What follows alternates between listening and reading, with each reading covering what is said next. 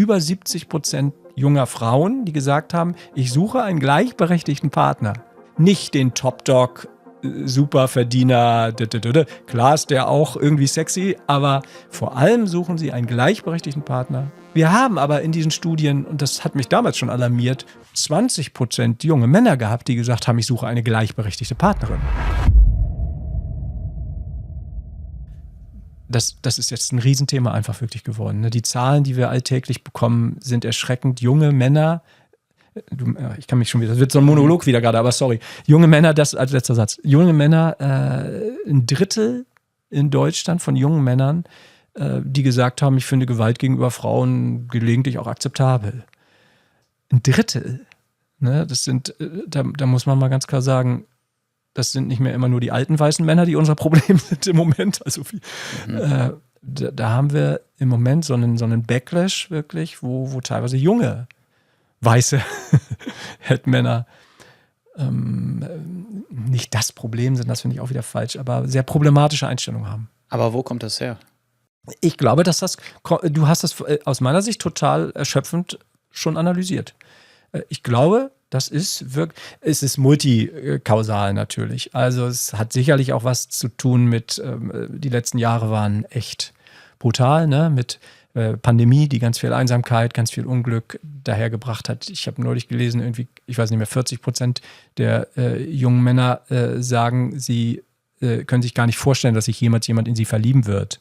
Und so. Also diese ganze Einsamkeitsproblematik, die wir vielleicht auch nicht nur durch die Pandemie, aber beschleunigt dadurch, gerade bei Jugendlichen auch haben. Wirtschaftliche Zwänge, ne? Erste Generation, die es vielleicht mal nicht mehr besser haben wird als die Generation vor ihnen, rein wirtschaftlich.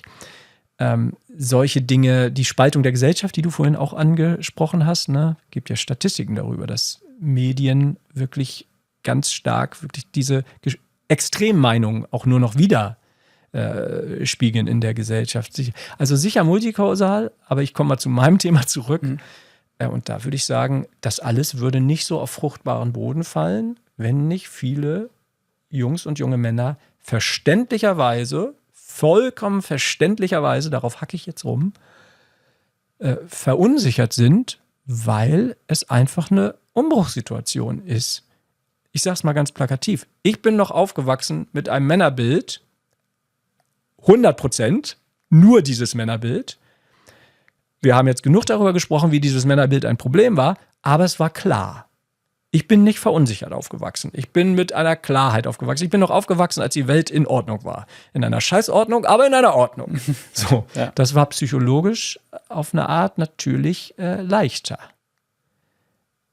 Heute, die Jungs haben es psychologisch schwerer an der Stelle. So, und jetzt aber nicht wieder mit der Schlussfolgerung kommen und deswegen müssen wir zurück zum Alten. Nein, das Alte war Mist. Es war wichtig, dass wir das System verändern, aber wir müssen verdammt nochmal mehr Mitgefühl haben mit der Generation, beziehungsweise es werden Generationen sein, weil wir werden nicht in 30 Jahren Geschlechtergerechtigkeit haben, das wird noch länger dauern.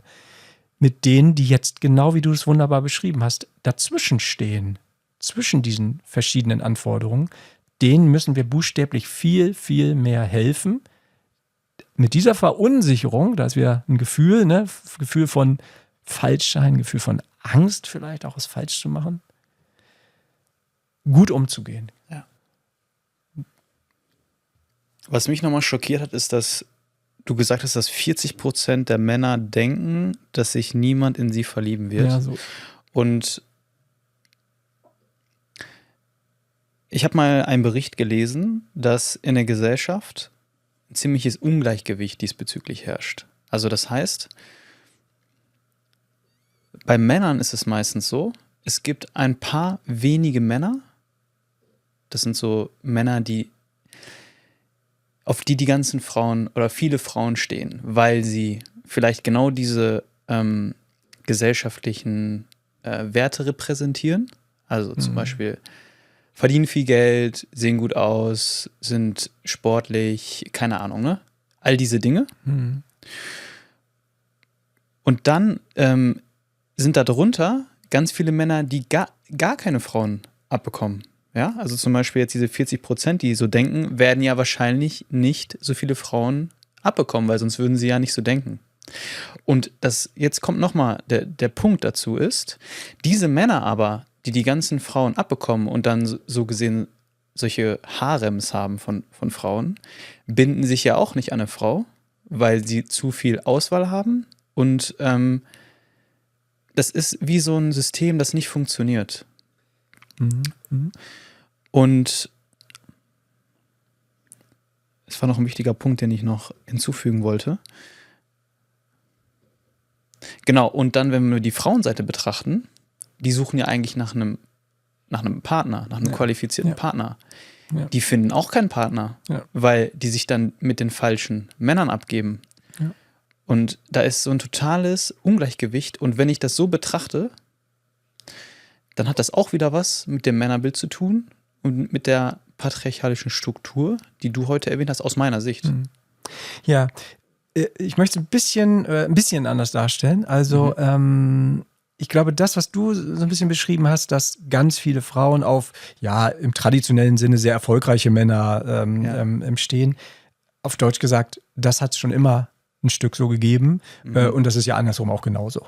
Also auch die Männer, die eben auf die dann im Sinne weiblicher Sozialisation, die besonders dann schönen und zugewandten und also dieser ganze engelsgleiche Quatsch im Stehen. Also das hat es schon immer gegeben und trotzdem haben wir jahrhundertelang, Jahrtausende lang haben doch relativ viele Töpfe ihren Deckel abbekommen oder so.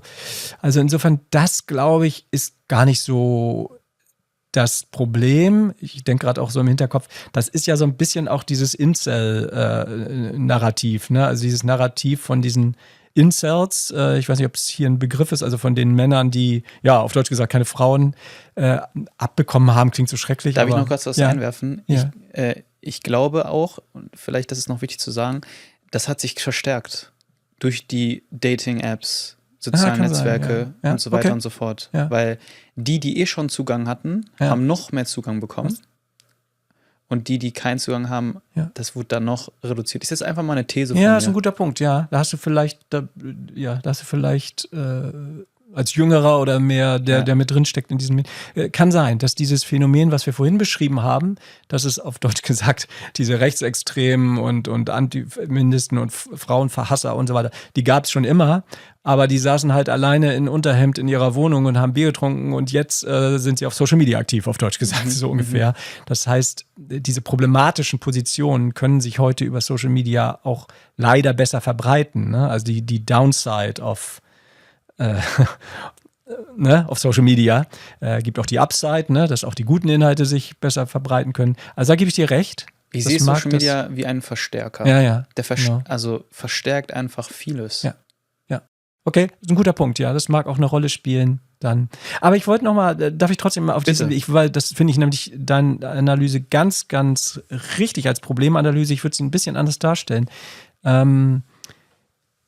Es ist eher so, oder ich fange mal mit Untersuchungen an, und das hast du ja auch gesagt, es gibt einfach einen sehr viel größeren Prozentsatz, gerade bei jungen Frauen jetzt oder bei jungen Menschen, emanzipierter Frauen als emanzipierter Männer. Ich benutze mal diesen Begriff. Also ich sag mal Frauen, die sich ansatzweise von stereotypen Geschlechterrollen gelöst haben. Also 100%igkeit wollen wir ja sowieso nicht unbedingt brauchen. Das ist ja auch klar, weil es gibt 50 Jahre Frauenbewegung und du siehst ja, wie mühsam wir erst anfangen, wie zum Beispiel heute an die Männer ranzukommen. Also das ist auch wieder gar kein Verdienst oder so. Frauen sind jetzt nicht deswegen die besseren Menschen, aber sie sind weiter an der Stelle. So, jetzt haben wir, und das hatten wir schon in Shell-Jugendstudien, im Übrigen vor 10 Jahren oder so, da gab es schon Zahlen von 20% junge Männer gehabt, die gesagt haben, ich suche eine gleichberechtigte Partnerin. Da ist, glaube ich, die extreme Problematik verankert. Wir haben einfach einen Emanzipationsvorsprung der insbesondere jüngeren Frauen. Und das sehen wir ja im Übrigen auch im Wahlverhalten, ne? Wenn du das mitgekriegt hast, diese Studien, ne? Dass jahrzehntelang Frauen ja nicht weniger konservativ gewählt haben als Männer, gar nicht. Relativ gleich waren die Graphen. Und in den letzten Jahren geht das ja radikal auseinander. Also ich habe international auch überall.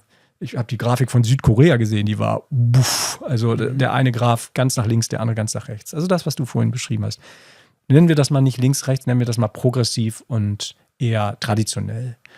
Und das ist, glaube ich, die Riesenspaltung, die wir im Moment haben. Wir haben ganz, ganz viele Frauen, die, ich sage es jetzt mal ganz plakativ, wir, hätte ich jetzt was gesagt, Männer wie du, sage ich mal, Leon, die 20%, die da progressiver sind, die emotional auf Augenhöhe agieren wollen mit Frauen, die haben eigentlich es ist schrecklich so zu sprechen, aber die haben eigentlich einen Partnerschaftsmarkt von 80% der Frauen, sozusagen, während 80% der Männer, die eben noch so, entweder extrem traditionell oder ich glaube, es gibt eine ganz große Mitte, die eher so, weder noch sind. So, die haben sich mit solchen Themen noch nicht groß beschäftigt, die sind aber auch nicht anti. Die sind für viele dieser jungen, emanzipierten Frauen eben als nicht attraktiv, weil sie, auch verständlicherweise nicht attraktiv, weil sie das, was für diese jungen Frauen wirklich attraktiv ist, auch im Sinne von sexy ist. Ich glaube, dass das buchstäblich, ich weiß es nicht, ich bin auch zu alt, muss mich nicht mehr, ich bin lange vergeben, muss mich nicht mehr interessieren, aber dass das auch wirklich buchstäblich sexy, also sexuelle und romantische Attraktivität bedingt, über Gefühle sprechen zu können, auf die Gefühle der Partnerin eingehen zu können und beim ersten Date auch schon Fragen zu stellen und nicht nur Monologe zu halten, wie ich es hier gerade wieder tue. I gotta work on that. Das ist, glaube ich, die große Problematik. Und ich habe eben ganz kurz Incel angesprochen, ne? Also diese, ich kriege es auf Englisch immer nicht hin, involuntarily celebratory, sehr, sehr schwer, finde ich. Also unfreiwillig zölibatär lebend, das sind ja ganz oft von diesen 80%, die ich gerade beschrieben habe, die eher noch traditionell eingestellt sind, Männer, die einfach ganz, ganz wenig Frauenpool sozusagen noch haben, so, die auch so traditionell Tradwife wäre das analog vielleicht mäßig unterwegs sind. Und wie gesagt, das ist eine Entwicklung, wo man sich ehrlich gesagt nicht wundern muss, dass es immer schwieriger wird, heterosexuelle Verbindungen zu schaffen. Das ist reine Mathematik an der Stelle.